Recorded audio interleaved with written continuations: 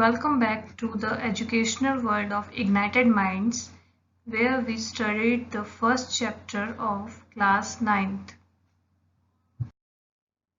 So today we can start from the third part of chapter 1, Matter in our Surroundings. तो इस third part में जो हम topics cover करने वाले हैं वो है effect of change of temperature, latent heat and its types, sublimation and effect of change of pressure. So first of all we will start from the effect of change of temperature. तो यहाँ पर हमने ये पढ़ना है कि temperature का क्या रोल होता है किसी भी सब्सटेंस के ऊपर. अगर टेम्परेचर इंक्रीज हो या टेम्परेचर डिक्रीज हो तो उसके क्या क्या इफेक्ट्स पड़ते हैं किसी सब्सटेंस के ऊपर. तो सबसे पहले यहाँ पर जो प्रोसेस है वो है about the melting process. Melting process का मतलब है कि हमने यहाँ पे सॉलिड को मेल्ट करना है ताकि वो किस में कन्वर्ट हो जाए, लिक्विड में कन्वर्ट हो जाए, उसे हम कहेंगे मेल्टिंग प्रोसेस. तो वही सेम चीज यहाँ पे लिखी हुई है, conversion of solid to liquid. तो सॉलिड में हमने क्या लिया है, आइस, और उसको जब हम मेल्ट करेंगे तो वो किस में कन्वर्ट हो जाएगा, वाटर में. तो यहाँ पर जो डायग्राम देख रहे हैं उसमें क्या है, एक बीकर लिया हुआ है, उस बीकर में हमने क्या डाली है, आइस डाली हुई है.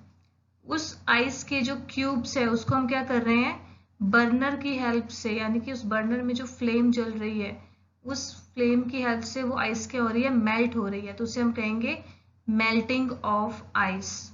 तो उस आइस के मेल्ट होने से क्या होगा, कुछ टाइम के बाद वो सारी की सारी जो आइस क्यूब्स है वो किस में कन्वर्ट हो जाएंगी, वाटर में कन्वर्ट हो जाएंगी. तो उसे हम कहेंगे the melting of ice into water.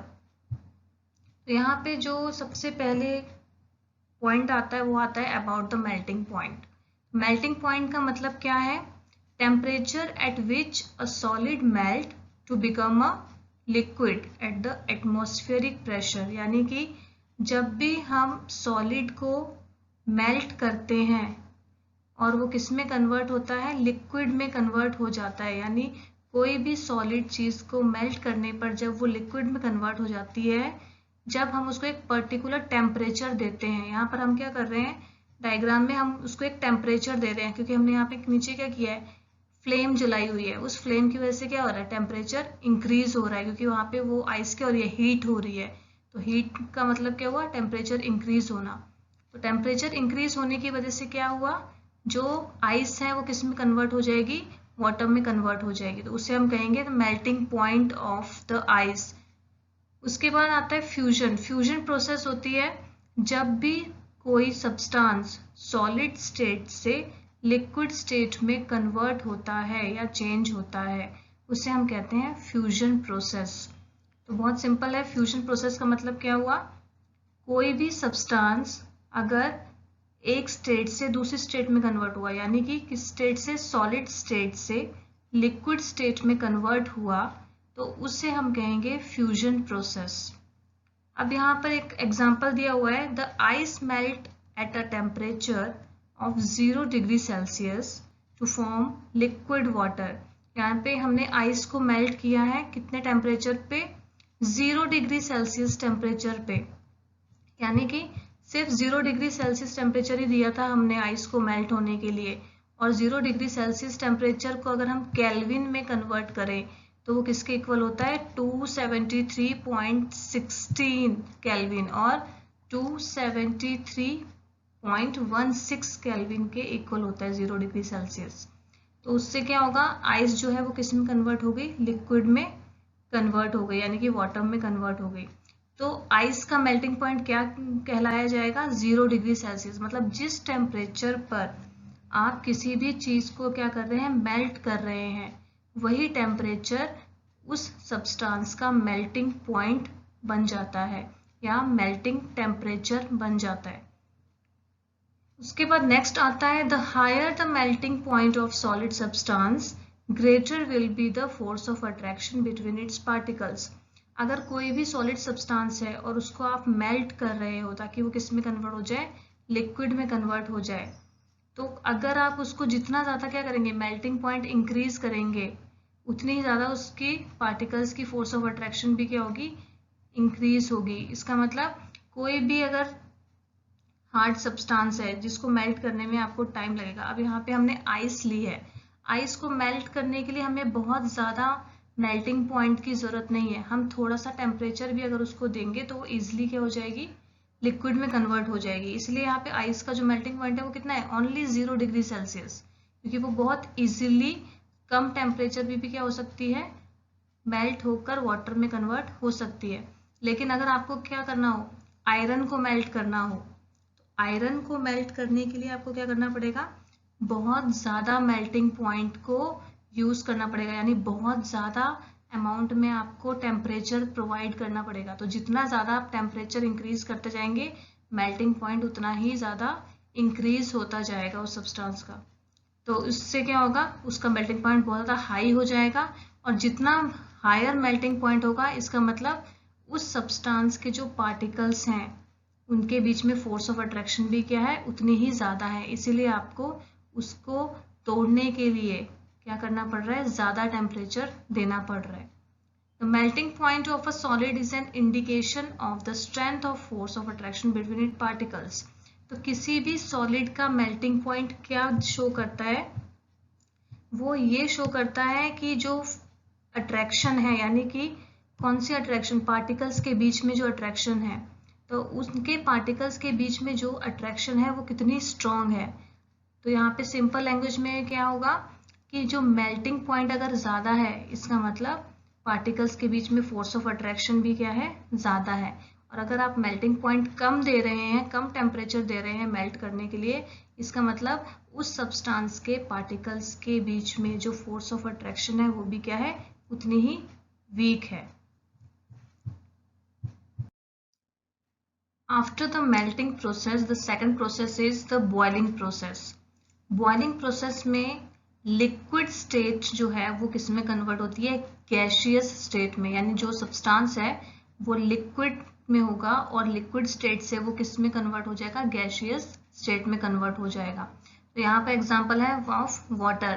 तो लिक्विड में जो वाटर है उसको हम लेंगे, वाटर को अगर हम क्या करेंगे, बहुत ज़्यादा बॉयल करेंगे हाई टेम्परेचर पे, तो कुछ टाइम के बाद क्या होगा, वो वाटर जो है वो पूरा वेपोरेट हो जाएगा और किस में कन्वर्ट हो जाएगा, वाटर वेपर में कन्वर्ट हो जाएगा।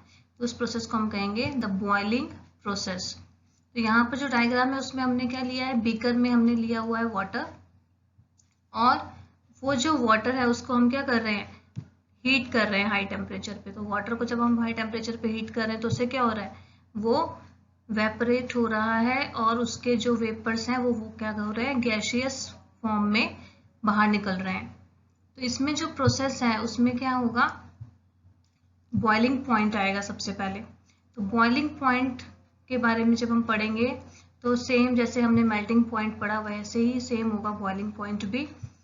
The temperature at which liquid substance change into gas rapidly on heating, यानी वही सेम मेल्टिंग में हमने क्या पढ़ा था कि जब हम किसी सब्सटेंस को सॉलिड से किस में कन्वर्ट करते हैं, लिक्विड स्टेट में, और उसके लिए हमें क्या करना पड़ता है, एक पर्टिकुलर उसको टेम्परेचर देना पड़ता है ताकि वो क्या हो जाए, मेल्ट हो जाए। तो वही सेम चीज़ बॉइलिंग में भी होगी। जब हमें किसी सब्सटेंस को लिक्विड स्टेट से गैशियस स्टेट में कन्वर्ट करना है और हम उसे क्या कर रहे हैं, हीट कर रहे हैं, तो हीट करने से क्या होगा, उसका टेम्परेचर इंक्रीज होगा और तब वो सब्सटेंस क्या कहलाएगा, बॉइलिंग पॉइंट में कहलाएगा। यानी कि वो जो प्रोसेस है वो प्रोसेस क्या होगी, तो बॉइलिंग प्रोसेस। जब भी हम क्या करेंगे, वाटर को बॉईल करेंगे ताकि वो किस में कन्वर्ट हो जाए, वाटर वेपर में कन्वर्ट हो जाए, तो उस प्रोसेस को हम कहेंगे the boiling process. Boiling point का मतलब होता है एक पर्टिकुलर टेम्परेचर, यानी कि जो भी आप वाटर है उसको जब बॉईल कर रहे हो तो उसको आप एक पर्टिकुलर टेम्परेचर दे रहे हो, तो वो जो टेम्परेचर होगा वो टेम्परेचर ही उसका क्या कहलाएगा, बॉइलिंग पॉइंट कहलाएगा। यानी उस लिक्विड का बॉइलिंग पॉइंट कौन होगा, वो पर्टिकुलर टेम्परेचर जिसमें आपने उसे बॉईल किया है। नेक्स्ट है boiling is a bulk phenomenon in which particles of liquid gain energy to change into the gaseous. So here what is the meaning of the bulk phenomenon?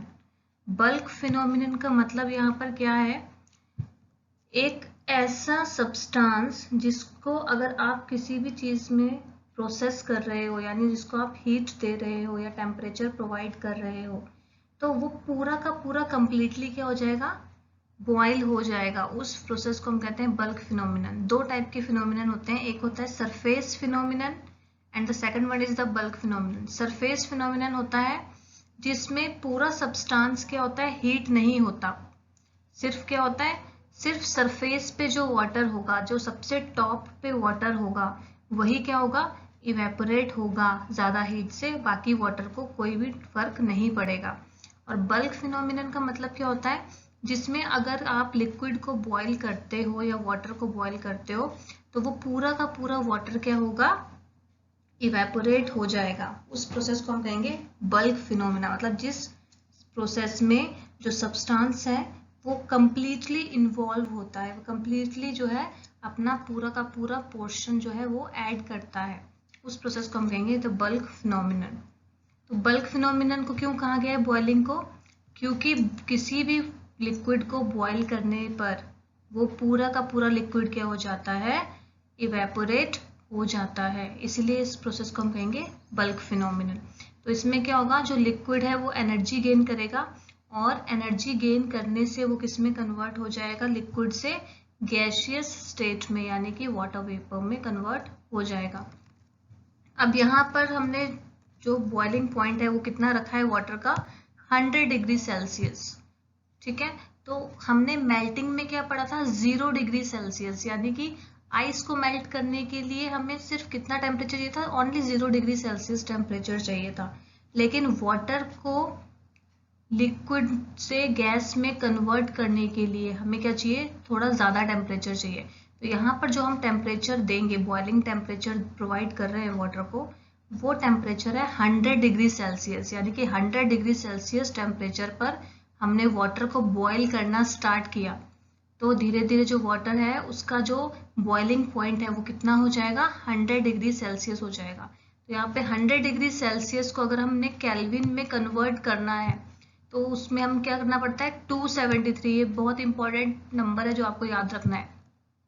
Celsius को kelvin में convert करने के लिए और kelvin को Celsius में convert करने के लिए, दोनों में आपको ये नंबर जो कि है यूज होता है, 273। अगर सेल्सियस को केल्विन में कन्वर्ट करना है तो आपको 273 ऐड करना है, और अगर केल्विन को सेल्सियस में कन्वर्ट करना है तो आपको 273 सब्ट्रैक्ट करना है उस पर्टिकुलर नंबर से। तो यहाँ पे हमें क्या बोला है, 100 डिग्री सेल्सियस को किस में कन्वर्ट करो, केल्विन में कन्वर्ट करो। तो हमने क्या करना है, 100 में प्लस कर देना है 273 को, तो उसमें क्या होगा, 373 केल्विन आंसर आ जाएगा। अगर हमें ये बोला जाए कि 373 केल्विन को कन्वर्ट करो किसमें, सेल्सियस में, तो उसके लिए हमें क्या करना पड़ेगा, हमें 373 माइनस 273 करना है। तो उससे क्या हमारा आंसर क्या आएगा, 100 डिग्री सेल्सियस। तो इतना आपको याद रखना है, सेल्सियस को केल्विन में कन्वर्ट करने के लिए 273 को ऐड करना है, और केल्विन को सेल्सियस में कन्वर्ट करने के लिए 273 को सब्ट्रैक्ट करना है। नेक्स्ट आता है, when a liquid is heated the heat energy makes it's particles move faster. जब भी हम किसी लिक्विड को हीट करते हैं तो हीट करने से क्या होता है, उसके जो पार्टिकल्स थे वो क्या करेंगे, बहुत ही फास्टर मूव करेंगे। क्योंकि आप क्या करते हैं, जब भी वाटर को बॉईल करते हैं तो वाटर को बॉईल करते टाइम क्या होता है, वो बहुत जल्दी इवेपोरेट होना स्टार्ट हो जाता है। क्यों, क्योंकि आपने उसको बहुत हाई टेम्परेचर दिया है, तो बहुत ज़्यादा हाई हीट देने की वजह से उसके पार्टिकल्स क्या करते हैं, बहुत जल्दी बहुत फास्ट मूव करते हैं। क्योंकि उसमें क्या होता है, बहुत ज़्यादा बबल्स निकलने लगते हैं जब वो वाटर क्या होता है, हाई टेम्परेचर पर बॉईल हो रहा होता है। तो उसका मतलब है कि वो जो पार्टिकल्स हैं उस वो लिक्विड के, वो बहुत ही जल्दी क्या कर रहे हैं, मूव कर रहे हैं। कहाँ से, लिक्विड स्टेट से गैसियस स्टेट में। After melting and boiling, the third step is the condensation process. Condensation process का मतलब होता है conversion of gas to liquid state, यानी कि इसमें जो गैसियस स्टेट में वाटर वेपर हमें मिले थे वो वाटर वेपर को अब हमने क्या करना है, लिक्विड स्टेट में कन्वर्ट करना है, यानी वाटर वेपर को दोबारा से किस में लेकर आना है, वाटर में लेकर आना है। तो उस प्रोसेस को हम कहते हैं कंडेंसेशन प्रोसेस। तो यहाँ पे क्या होगा, the process of changing a gas to a liquid at a specific temperature by cooling. तो यहाँ पे हम क्या कर रहे हैं कंडेंसेशन प्रोसेस में, अभी तक हमने क्या किया था, हीटिंग, मेल्टिंग और बॉइलिंग, दोनों केसेस में हम क्या कर रहे थे, हीट कर रहे थे। तो यहाँ पर हम क्या कर रहे हैं, कूलिंग प्रोसेस यूज कर रहे हैं, यानी कि वाटर वेपर को किसमें कन्वर्ट करने के लिए, वाटर में कन्वर्ट करने के लिए हम क्या करेंगे, कूलिंग प्रोसेस यूज करेंगे। तो यहाँ पर कूलिंग प्रोसेस की हेल्प से जब हम गैस को किस में कन्वर्ट कर देते हैं, लिक्विड स्टेट में कन्वर्ट कर देते हैं, तो उस प्रोसेस को हम कहते हैं कंडेंसेशन प्रोसेस, और दूसरा इसका नाम है लिक्विफैक्शन प्रोसेस। तो ये है दूसरा नाम, लिक्विफैक्शन भी बोल सकते हैं या कंडेंसेशन प्रोसेस भी बोल सकते हैं। नेक्स्ट है when water vapour changes into water on cooling, it is called the condensation of water vapor। तो condensation of water vapor का मतलब क्या है, जब हम वाटर वेपर को, जिसको हम स्टीम भी बोलते हैं, तो जब हम वाटर वेपर को क्या करते हैं, किस में कन्वर्ट करते हैं, वाटर में कन्वर्ट करते हैं, क्या करके, कूलिंग प्रोसेस यूज करके, तब हम उसको कहते हैं कि वाटर वेपर की क्या हो रही है, कंडेंसेशन हो रही है। तो उसको हम कहेंगे condensation of water vapor। When a gas is cooled enough, then its particles lose so much kinetic energy that they slow down। तो यहाँ पे हमने क्या पढ़ा था, बॉइलिंग में हमने पढ़ा था कि जब हम हीट करते हैं तो हीट करने से क्या हुआ था, जो पार्टिकल्स की मूवमेंट थी वो क्या हो गई थी, फास्ट हो गई थी। तो यहाँ पे क्या होगा, उसका जस्ट अपोजिट, क्योंकि हमने यहाँ पे कूलिंग प्रोसेस यूज की है। तो अगर हमने गैस को क्या करना है, कूल करना है, तो गैस को कूल करने के लिए जो पार्टिकल्स होंगे उनकी मूवमेंट कैसी हो जाएगी, बहुत ज़्यादा स्लो। ये स्लो डाउन क्यों हो गए, क्योंकि इनकी जो काइनेटिक एनर्जी थी वो क्या हो गई, काइनेटिक एनर्जी कम हो गई। तो काइनेटिक एनर्जी कम होने की वजह से पार्टिकल्स की मूवमेंट भी क्या हो जाएगी, कम हो जाएगी, इसलिए वो पार्टिकल्स स्लो हो जाएंगे।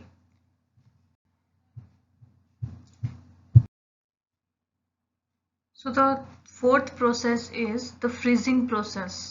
freezing process का मतलब है जब कोई सब्सटेंस लिक्विड स्टेट से सॉलिड स्टेट में कन्वर्ट होता है, तो उस प्रोसेस को हम कहते हैं फ्रीजिंग, क्योंकि उसमें हमने क्या करना है, लिक्विड से सॉलिड में कन्वर्ट करने के लिए हमें उस सब्सटेंस को क्या करना पड़ेगा, फ्रीज करना पड़ेगा।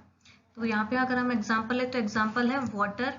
अगर वाटर को हमें क्या करना है, आइस में कन्वर्ट करना है, तो हमें क्या करना पड़ेगा, रेफ्रिजरेटर की हेल्प से वाटर को रेफ्रिजरेटर में रखना पड़ेगा, और कुछ टाइम के बाद क्या होगा, जो वाटर है वो किस में कन्वर्ट हो जाएगा, आइस में कन्वर्ट हो जाएगा। तो वो प्रोसेस कहलाएगी द फ्रीजिंग प्रोसेस। तो यहाँ पे फ्रीजिंग का डेफिनेशन क्या है, process of changing a liquid into a solid bye cooling. तो यहाँ पे भी हम कौन सी प्रोसेस यूज कर रहे हैं, कूलिंग प्रोसेस यूज कर रहे हैं, क्योंकि हमने रेफ्रिजरेटर यूज किया है, इट मीन्स हमने कौन सी प्रोसेस यूज की, कूलिंग प्रोसेस यूज की है। तो जब हमने क्या किया, कूलिंग प्रोसेस को यूज करके लिक्विड को किस में कन्वर्ट किया, सॉलिड स्टेट में कन्वर्ट किया, उस प्रोसेस को हम बोलेंगे तो फ्रीजिंग प्रोसेस।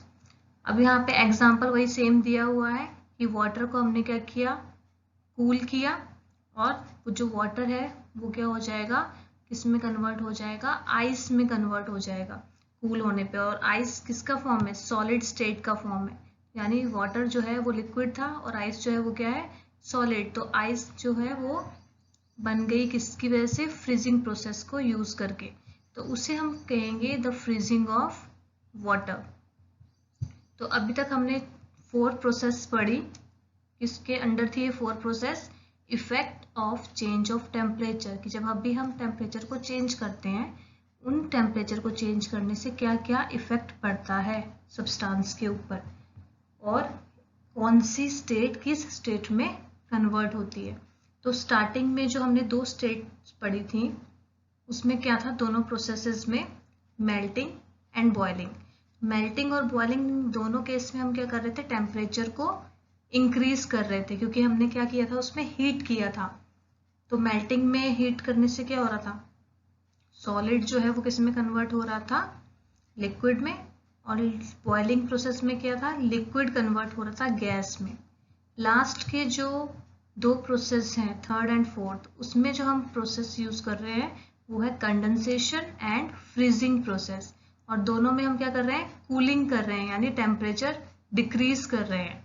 तो टेम्परेचर डिक्रीज करने से क्या हुआ, रिवर्स प्रोसेस स्टार्ट हो गई, गैस कन्वर्ट हो रही है लिक्विड में और लिक्विड स्टेट जो है वो कन्वर्ट हो रहा है सॉलिड स्टेट में। तो यहाँ पर अभी हम ओवरऑल अगर चारों प्रोसेस को देखें एक साथ, तो उसके लिए यहाँ पर एक डायग्राम है, उस डायग्राम के थ्रू हम जो कि अंडरस्टैंड करेंगे। उसमें क्या हो रहा है, आपको तीनों जो है स्टेट्स दी हुई है, सॉलिड, लिक्विड एंड गैस, तीनों स्टेट आपको देखने को मिलेगी। इन तीनों स्टेट्स में क्या हो रहा है, सबसे पहली जो प्रोसेस हमने पढ़ी थी वो प्रोसेस कौन सी थी, मेल्टिंग प्रोसेस। ठीक है, तो मेल्टिंग प्रोसेस में हम क्या कर रहे थे, हीट कर रहे थे, यानी कि मेल्टिंग प्रोसेस में क्या हो रहा था, जो सॉलिड है वो किस में कन्वर्ट हो गया, लिक्विड में। तो वो थी मेल्टिंग प्रोसेस, जिसमें हमने आइस को किस में कन्वर्ट किया था, वाटर में। सेकंड प्रोसेस थी हमारी बॉइलिंग प्रोसेस, जिसमें भी हम क्या कर रहे थे, हीटिंग कर रहे थे। तो लिक्विड यानी वाटर जो है वो किस में कन्वर्ट हो रहा था, वाटर वेपर में। उसके बाद रिवर्स प्रोसेस आती है, उसमें थर्ड प्रोसेस हमने पढ़ी कंडेंसेशन प्रोसेस, जिसको हमने लिक्विफेक्शन भी बोला था। तो कंडेंसेशन प्रोसेस में क्या हुआ था, जो गैस है यानी जो वाटर वेपर है वो किस में कन्वर्ट हो रहे थे, वो कन्वर्ट हो रहे थे वाटर में। और जो फोर्थ पढ़ी हमने, इसमें हमने पढ़ी फ्रीजिंग, जिसमें भी हम क्या कर रहे हैं, कूलिंग कर रहे हैं। तो फ्रीजिंग का मतलब क्या है, वाटर जो है यानी जो लिक्विड स्टेट में वाटर है वो किस में कन्वर्ट हो रहा है, आइस में कन्वर्ट हो रहा है, जो कि सॉलिड स्टेट में है। तो ये 4 प्रोसेसेस हमने अभी पढ़ी। इसके बाद आपको 2 प्रोसेस यहाँ पर और दिख रही हैं, सब्लिमेशन एंड डेपोजिशन। सब्लिमेशन और डेपोजिशन का मतलब क्या होता है, अगर सॉलिड किस में कन्वर्ट होता है, डायरेक्टली गैस में, यानी कि बीच में लिक्विड स्टेट नहीं आती, और सॉलिड जो है वो किस में डायरेक्टली कन्वर्ट हो जाता है, गैस में कन्वर्ट हो जाता है। तो उस प्रोसेस को हम कहते हैं सब्लिमेशन प्रोसेस। और उसी का वाइस वर्सा, अगर गैस जो है वो डायरेक्टली किस में कन्वर्ट हो जाता है, सॉलिड स्टेट में, और उसमें क्या नहीं होता, लिक्विड स्टेट बीच में नहीं आता, तो उस प्रोसेस को हम कहते हैं डेपोजिशन प्रोसेस। तो आप दोनों को ही सब्लिमेशन प्रोसेस भी कह सकते हैं, सॉलिड टू गैस और गैस टू सॉलिड, दोनों को सब्लिमेशन भी बोल सकते हैं। नहीं तो आप ये कह सकते हैं कि solid to gas sublimation process होती है और gas to solid deposition process होती है। The next topic is the latent heat, in which the meaning of latent is the hidden. Hidden का मतलब होता है एक ऐसी चीज जो प्रेजेंट है लेकिन हम उसे देख नहीं सकते। तो यहाँ पे लेटेंट का मतलब क्या होगा हीट में, कि the heat which breaks the force of attraction, यानी कि लेटेंट हीट एक ऐसी हीट है जो क्या करके ब्रेक कर रही है, किसको ब्रेक कर रही है, मॉलिक्यूल्स को। मतलब जिस भी चीज को हम हीट कर रहे हैं उसके मॉलिक्यूल्स को वो ब्रेक करेगी। तो उसके मॉलिक्यूल्स के ब्रेक होने से क्या होगा, जो हीट प्रोड्यूस होगी वो कहलाएगी द लेटेंट हीट। उसके बाद यहाँ पे वही सेम चीज, लेटेंट का मतलब क्या होता है, हिडन। अब यहाँ पे लेटेंट हीट को हिडन क्यों कहा गया है, तो उसका रीजन ये है कि जो लेटेंट हीट होती है, जो हम उसको अप्लाई करते हैं, मतलब किसी भी सब्सटेंस को जो कि लिक्विड फॉर्म में है, अगर उसको हम क्या करें, हीट करें, जैसे हमने क्या किया था, वाटर को जब हम हीट कर रहे थे तो क्या हो रहा था, उसको हम 100 डिग्री सेल्सियस पर हीट कर रहे थे, जिसकी वजह से वो क्या हो रहा था, बहुत ही जल्दी गैसियस में कन्वर्ट हो रहा था, यानी वाटर वेपर में कन्वर्ट हो रहा था। लेकिन यहाँ पर क्या होगा, आप क्या करोगे, अगर आपने वाटर लिया है और उसको हीट किया तो कुछ टाइम के बाद आप क्या देखोगे, अगर आप हाई टेम्परेचर पे उसको हीट करते रहो तो उसका जो कंटेनर है जिसमें आपने, जिस बर्तन में आपने उस वाटर को रखा है, कुछ टाइम के बाद क्या होगा, वो जो बर्तन है, वो जो कंटेनर है, वो भी बहुत ज़्यादा हीट अप हो जाता है, बहुत ज़्यादा गर्म हो जाता है, आप उसको टच नहीं कर सकते। लेकिन लेटेंट हीट के केस में क्या होता है, अगर आपने किसी भी सब्सटेंस को क्या किया, हीट किया, तो भी उसका जो टेम्परेचर है वो क्या नहीं होता, इंक्रीज नहीं होता, डज नॉट इंक्रीज। तो इसका मतलब क्या होगा कि किसी भी सब्सटेंस को हीट करने के बाद भी टेम्परेचर इंक्रीज नहीं हो रहा। तो इसीलिए वो जो हीट है वो कौन सी हीट कहलाती है, द हिडन हीट, यानी कि एक ऐसी हीट जो वहां पर प्रेजेंट तो है, जिसको आप अप्लाई तो कर रहे हो, लेकिन वो टेम्परेचर को बिल्कुल भी इंक्रीज नहीं होने दे रही। तो अब टेम्परेचर इंक्रीज ना होने का रीजन क्या है यहाँ पर, द काइनेटिक एनर्जी। हमने क्या पढ़ा था पीछे मेल्टिंग एंड बॉइलिंग में कि जो काइनेटिक एनर्जी होती है पार्टिकल्स की, वो क्या हो जाती है, फास्ट हो जाती है। यानी पार्टिकल्स जब हीट इंक्रीज होती है तो जल्दी मूव करते हैं, फास्टली मूव करते हैं। और उसी के अपोजिट अगर हम कोई कूलिंग प्रोसेस करते हैं तो उसमें क्या होता है, जो पार्टिकल्स होते हैं उस सब्सटेंस के, वो स्लो डाउन हो जाते हैं, वो फास्ट मूव नहीं करते, वो स्लोली मूव करते हैं। तो वही सेम चीज लेटेंट हीट में क्या होगा कि यहाँ पर जो पार्टिकल्स हैं सब्सटेंस के, वो जो काइनेटिक एनर्जी है उनकी, वो इंक्रीज नहीं हो रही। तो काइनेटिक एनर्जी इंक्रीज नहीं हो रही, इसका मतलब क्या है, पार्टिकल्स जो है वो फास्टली मूव नहीं करेंगे। तो पार्टिकल्स अगर फास्टली मूव नहीं करेंगे तो टेम्परेचर भी क्या नहीं होगा, इंक्रीज नहीं होगा। तो दिस इज द रीजन कि जो लेटेंट हीट है उसको हिडन हीट क्यों कहा गया है, क्योंकि पहला जो कारण है वो ये है कि does not increase the temperature, और जो दूसरा है वो ये है कि does not increase the kinetic energy of particles. तो कोई भी सब्सटेंस को हीट करने में जो दो चीजें होती थी, वो दोनों चीजें इसमें नहीं होती। ना तो ये टेम्परेचर को इंक्रीज करता है और ना ही ये काइनेटिक एनर्जी जो है पार्टिकल्स की उसको इंक्रीज करता है। लेकिन फिर भी इसमें क्या कैपेसिटी है कि ये एक स्टेट से दूसरे स्टेट में कन्वर्ट कर सकता है सब्सटेंस को। तो इसीलिए हम इस हीट को क्या कहते हैं, द लेटेंट हीट और द हिडन हीट। तो इसको हम एक डायग्राम की हेल्प से एक्सप्लेन करेंगे। यहाँ पे जो डायग्राम है इसमें दो टाइप्स के लेटेंट हीट दी हुई है मेनली, जो आपने आगे पढ़नी है। फर्स्ट है the latent heat of fusion और सेकंड है the latent heat of vaporisation. तो फ्यूजन का मतलब हमने क्या पढ़ा था, जब सॉलिड किस में कन्वर्ट होता है, लिक्विड स्टेट में कन्वर्ट होता है, उस प्रोसेस को हम कहते हैं फ्यूजन प्रोसेस। तो यहाँ पे हमने लेटेंट हीट से इसको क्या किया है, ऐड किया है। तो इसका मतलब क्या होता है कि सॉलिड जो है वो लिक्विड में कन्वर्ट होगा, लेकिन उसकी जो हीट हम यहाँ पे यूज करेंगे वो कैसी होगी, हिडन हीट होगी। सेकंड आता है लेटेंट हीट ऑफ वेपराइजेशन, जिसमें वेपराइजेशन का मतलब क्या था कि जब हम लिक्विड को किस में कन्वर्ट करते हैं, वेपर में या गैसियस में, तो उसको हम कहते थे वेपराइजेशन प्रोसेस, जिसमें वाटर जो है उसको हीट करने पे वो वाटर वेपर में कन्वर्ट हो जाता था। तो यहाँ पे दूसरी जो लेटेंट हीट का टाइप है वो क्या आएगा, लेटेंट हीट ऑफ वेपराइजेशन। यानी यहाँ पे भी हम हीट करेंगे लिक्विड को ताकि वो किस में कन्वर्ट हो जाए, गैसियस स्टेट में कन्वर्ट हो जाए, बट जो हीट है वो कैसी होगी, हिडन हीट, लेटेंट हीट होगी। Next is sublimation process. Sublimation process हमने पढ़ी थी, जिसका मतलब था जब भी कोई सब्सटेंस सॉलिड से डायरेक्टली किस में कन्वर्ट होता है, गैसियस स्टेट में कन्वर्ट होता है without going to the liquid state, तो उस प्रोसेस को हम कहते थे सब्लिमेशन। तो यहाँ पर भी हमने उसमें क्या करना है, लेटेंट हीट को स्टडी करना है। तो ये आपकी 3 टाइप्स की लेटेंट हीट है, जिसमें से आपने सिर्फ 2 ही पढ़नी है, latent heat of fusion and latent heat of vaporisation. Types of latent heat, यहाँ पे हम स्टडी करेंगे about the 2 types of latent heat of fusion and latent heat of vaporisation.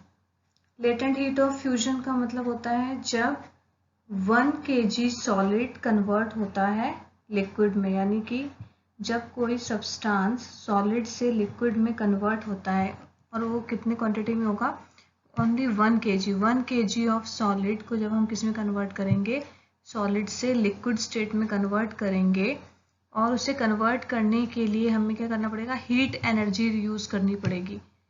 तो उस प्रोसेस को हम कहते हैं फ्यूजन प्रोसेस। और क्योंकि इसमें जो हीट एनर्जी हम यूज़ कर रहे हैं वो हिडन है, इसीलिए वो कहलाती है latent heat of fusion.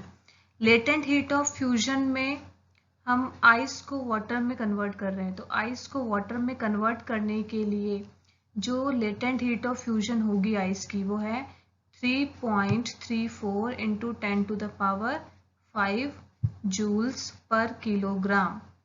Next है लेटेंट हीट ऑफ वेपराइजेशन, जिसमें हम वेपराइजेशन प्रोसेस यूज करेंगे लिक्विड को गैस में कन्वर्ट करने के लिए।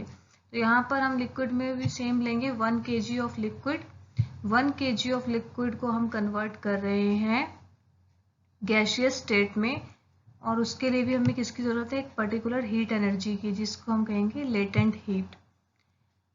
उसके बाद यहाँ पर latent heat of vaporisation of water, क्योंकि लिक्विड को हम गैस में कन्वर्ट कर रहे हैं, यानी वाटर से हमने वाटर वेपर बनाना है, तो वाटर की जो लेटेंट हीट होगी वो कितनी है 22.5 into 10⁵ joules per kilogram. Next process आती है सब्लिमेशन, जिसको आप नेक्स्ट चैप्टर में फिर से रिपीट कर पढ़ने वाले हैं। सब्लिमेशन प्रोसेस का मतलब होता है जब कोई भी सब्सटेंस या मैटर सॉलिड स्टेट से डायरेक्टली गैसियस स्टेट में कन्वर्ट होता है without going into liquid state, यानी जब भी कोई सब्सटेंस सॉलिड से डायरेक्टली गैसियस स्टेट में जाएगा और बीच में लिक्विड स्टेट नहीं आएगा, तब उस प्रोसेस को हम कहते हैं सब्लिमेशन प्रोसेस। तो यहाँ पे एग्जाम्पल्स दिए हुए हैं। एग्जाम्पल जो हैं सब्लिमेशन के उसमें आते हैं ammonium chloride, iodine, camphor, naphthalene and anthracene. तो ये यहाँ पे एग्जाम्पल्स हैं किसके, सब्लिमेशन प्रोसेस के। उसके बाद यहाँ पे एक डायग्राम के हेल्प से एक्सप्लेन किया हुआ है सब्लिमेशन प्रोसेस को। इस डायग्राम में क्या हो रहा है, हमने जो चाइना डिश है उसमें लिया हुआ है अमोनियम क्लोराइड। अमोनियम क्लोराइड को हमने चाइना डिश में लिया, तो अमोनियम क्लोराइड को हम क्या कर रहे हैं, चाइना डिश में एक पर्टिकुलर टेम्परेचर पे हीट कर रहे हैं। यहाँ पे नीचे बर्नर लगा हुआ है, उस बर्नर से जो फ्लेम निकल रही है वो क्या कर रही है, अमोनियम क्लोराइड को हीट कर रही है। उस अमोनियम क्लोराइड के ऊपर हमने क्या किया है, फनल रख दिया है, और वो फनल हमने उल्टा करके रखा है ताकि वो उसको क्या कर ले, पूरे कंप्लीटली कवर करे। और ऊपर हमने क्या लगा दिया है, फनल के टॉप पे कॉटन प्लग, यानी कॉटन की हेल्प से उसको कवर कर दिया है, बंद कर दिया है बिल्कुल भी, ताकि कोई भी जो वेपरेट होने वाली चीज़ है वो बाहर ना निकले। वेपराइजेशन के टाइम पे जो भी निकलेगी गैस के फॉर्म में वो बाहर ना निकले, उसके लिए हमने ऊपर कॉटन प्लग से उसको कवर कर दिया है। यहाँ पर क्या होगा, जो अमोनियम क्लोराइड है जब वो धीरे धीरे क्या होना स्टार्ट होगा, सब्लिमेशन प्रोसेस के थ्रू चेंज होना स्टार्ट होगा। तो जो अमोनियम क्लोराइड है वो क्या है, सॉलिड फॉर्म में, और हमें उसमें किस में कन्वर्ट करना है, गैसियस स्टेट में डायरेक्टली कन्वर्ट करना है, यानी यहाँ पे बीच में लिक्विड स्टेट बिल्कुल नहीं आएगी।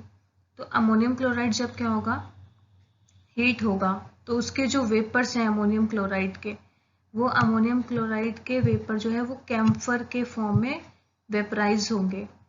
और जो अमोनियम क्लोराइड है वो कहाँ है, वो ये जो कॉर्नर्स हैं फ्लास्क की, इस कॉर्नर पे जाके स्टिक हो जाएगा। अमोनियम क्लोराइड कहाँ स्टिक होगा, फ्लास्क के सरफेस पे, और जो गैसियस फॉर्म में चीज़ निकल रही है वो कहाँ पे जाके स्टिक हो जाएगी, कैम्फर के फॉर्म में, जैसे कि कपूर बोलते हैं हम, तो वो इस तरीके से वेपराइज चीज़ जो है वो कैम्फर के फॉर्म में इवेपोरेट होगी। When these solids are heated, their particles move so quickly that they separate completely to form vapor और gas। तो जब भी हम किसी भी इनमें से जो भी एग्जाम्पल दिया इनमें से किसी भी चीज़ को क्या करेंगे, हीट करेंगे, तो इनके जो पार्टिकल्स हैं वो किस में कन्वर्ट हो जाएंगे, डायरेक्टली वेपर या गैसियस फॉर्म में कन्वर्ट हो जाएंगे डायरेक्टली सॉलिड से।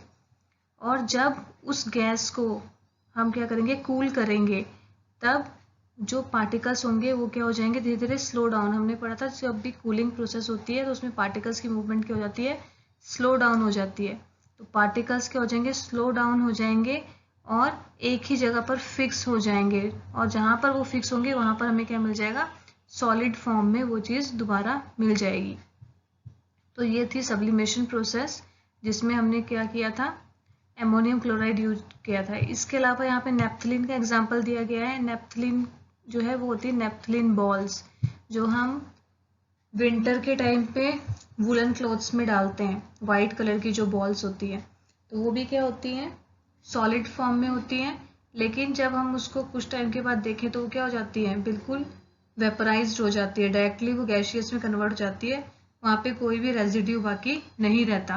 तो ये दूसरा एग्जाम्पल है इसका, नेप्थलीन बॉल्स। तो ये प्रोसेस आती है सब्लिमेशन प्रोसेस।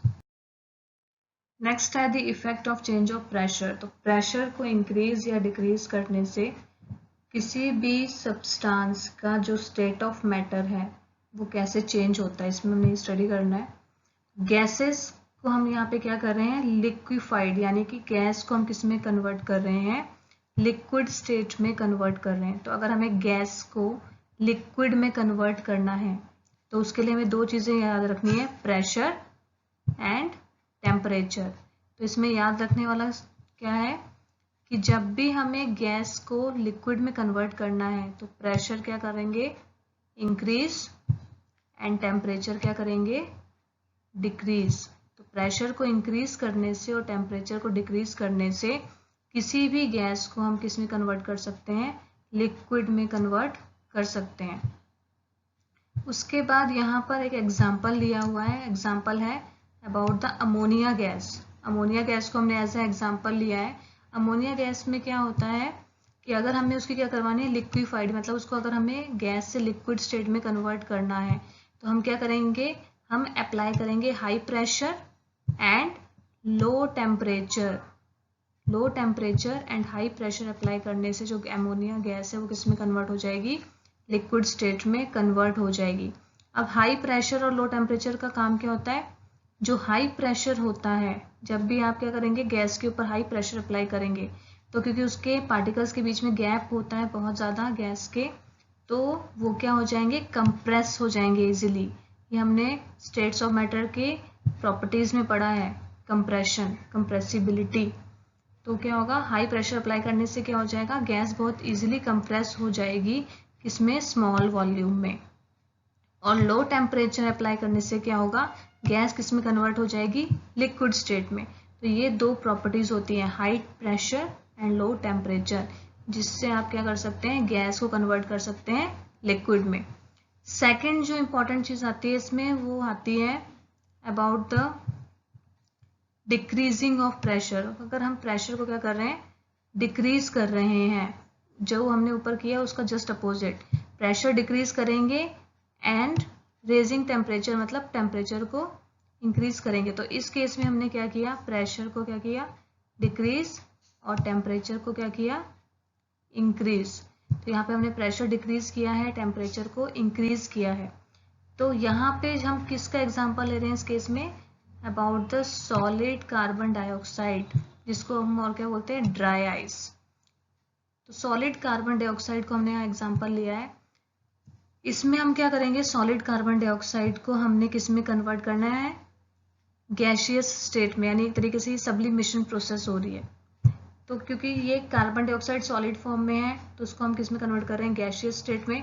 तो जब भी हमें क्या करना हो, सॉलिड कार्बन डाइऑक्साइड को किस में कन्वर्ट करना हो, गैशियस स्टेट में कन्वर्ट करना हो, तो हमें कौन सी दो चीजें करनी होगी, decreasing the pressure and increasing the temperature. Temperature को इंक्रीज करना और प्रेशर को डिक्रीज करना।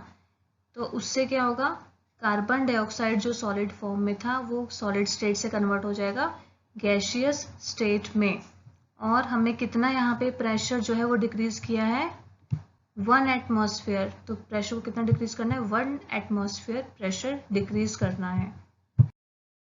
नेक्स्ट हमें डिफरेंट जो कि है इफेक्ट दिखाई देगा प्रेशर का अलग अलग स्टेट के ऊपर with the help of a diagram. तो यहाँ पे सॉलिड, लिक्विड, गैस तीनों स्टेट ली हुई है, जिसमें हमने क्या किया है, एक पिस्टन की हेल्प से हम क्या कर रहे हैं, उसके ऊपर प्रेशर अप्लाई कर रहे हैं। तो सबसे पहले यहाँ पे अगर हम देखें गैस, तो गैस के केस में क्या है कि जो पिस्टन है वो क्या कर रहा है, बहुत ज़्यादा प्रेशर अप्लाई कर सकता है, हाईएस्ट प्रेशर यहीं अप्लाई होगा।